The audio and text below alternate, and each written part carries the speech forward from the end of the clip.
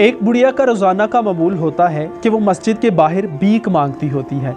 एक दिन एक शख्स जैसे ही नमाज से फारिग होता है तो वो उस बूढ़ी औरत के पास जाता है और उस बूढ़ी औरत से पूछता है कि ए बुढ़िया, क्या तुम्हारे घर में कोई कमाने वाला नहीं है जो तुम रोज़ाना की बुनियाद पर यहाँ पर आकर भीख मांगती हो?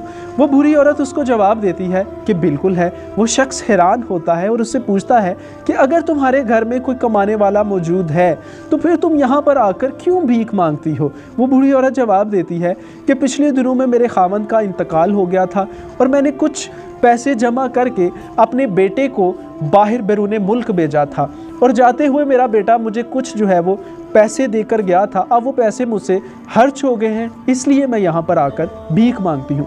वो शख्स हैरान होता है और उस बूढ़ी औरत से पूछता है कि क्या तुम्हारा बेटा तुम्हारे लिए कुछ पैसे वहाँ से नहीं भेजता कि तुम्हारा गुजर बसर आसानी से हो सके? बूढ़ी औरत उसे जवाब देती है कि वो पैसे तो नहीं, हाँ अलबत्ता कुछ चिट्ठियाँ भेजता है जिनको मैंने घर में दीवार के साथ चिपका किया हुआ है। तो वो शख्स कहता है कि मुझे अपने घर में लेकर जाओ और वो मैं चिट्ठियाँ देखना चाहता हूँ। जैसे ही वो बूढ़ी औरत उसको अपने घर में लेकर जाती है तो वो शख्स देखता है दीवार के साथ कुछ चिट्ठियाँ जो हैं चस्पा हैं।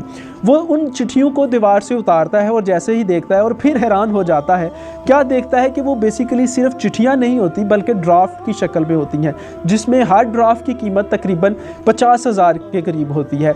तो वो बूढ़ी औरत को उसकी कीमत समझाता है कि ये चिट्ठियाँ नहीं हैं बल्कि 50,000 रुपये हैं जो हर महीने तुम्हारा बेटा तुम्हारे लिए भेजता है। वो बूढ़ी औरत बहुत ज़्यादा खुश होती है और कहती है कि मुझे इल्म ना होने की वजह से दर बदर जो है वो भीख मांगना पड़ रही थी।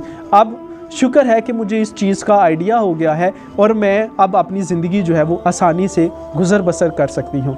बिल्कुल हमारा हाल भी उस बूढ़ी औरत जैसा ही है। हमें भी हमारे घर में कुरान पाक जैसी बेहतरीन किताब होने के बावजूद उसके फ़वाइद का आइडिया ही नहीं है कि किस कदर वो हमारे लिए बेनिफिशियल किताब है।